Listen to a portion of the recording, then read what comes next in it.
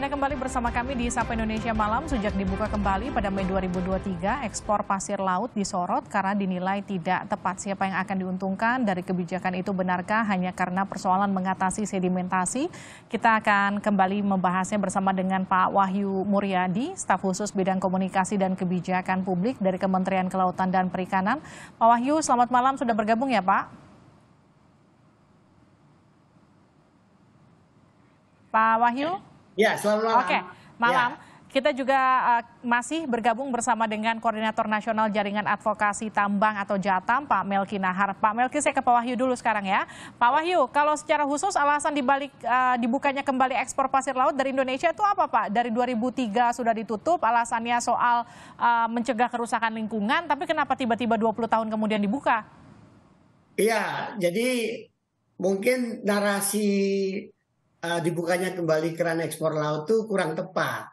Ya, kalau boleh saya koreksi, ini sebenarnya adalah kebijakan untuk istilahnya itu pengelolaan sedimentasi di laut, di mana dalam bahan baku dari sedimentasi itu unsur-unsurnya selain lumpur, termasuk juga material lain, termasuk juga diantaranya pasir. Nah, titik-titik sedimentasi inilah yang kemudian dimanfaatkan, dikelola, dibersihkan sedemikian rupa. Untuk alasan apa? Untuk yang dalam pandangan kami adalah untuk menyehatkan laut kita. Ini sesuai dengan misi dari pemerintah dalam ini KKP, yaitu harus menjaga, merawat, dan juga menjaga kesehatan laut kita sesuai dengan amanah Undang-Undang Kelautan pasal 56, Undang-Undang 32. Jadi yang juga tolong dikoreksi adalah jangan jump up langsung ke konklusi harus ekspor, enggak.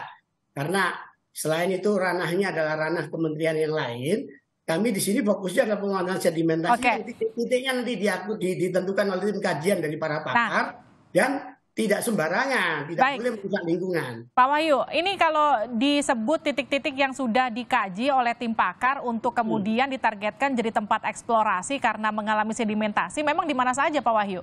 Oh belum, ini sedang dikaji. Jadi ada beberapa titik. Kalau di jurnal-jurnal ilmiah itu kan ada dari Teluk Lampung sampai ke Kepulauan Riau, bahkan di Teluk di Setu Papua itu juga terjadi pengendapan yang namanya sedimentasi yang menurut jurnal ilmiah itu mengganggu biota laut kita. Tapi kalau kajiannya belum keluar, kenapa PP-nya sudah keluar Pak Wahyu?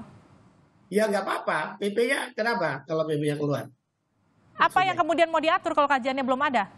Ya nanti kan diatur melalui peraturan menteri. Ini kan peraturan kaidah normatif untuk menentukan satu kebijakan, prinsipnya seperti itu, di mana sedimentasi itu akan dikelola sedemikian rupa dimanfaatkan untuk kepentingan domestik ya, karena kebutuhan domestik yaitu banyaknya reklamasi yang sebuah keniscayaan itu luar biasa. Dan kalau soal kebutuhan domestik, soal pasir laut yang kemudian didapatkan dari eksplorasi sedimentasi ini, datanya juga sudah ada belum Pak? Ya ada, titik-titiknya ada. Itu kan nanti dikonfirmasi oleh para tim kajian yang dari para pakar lintas kementerian dan lembaga serta perguruan tinggi.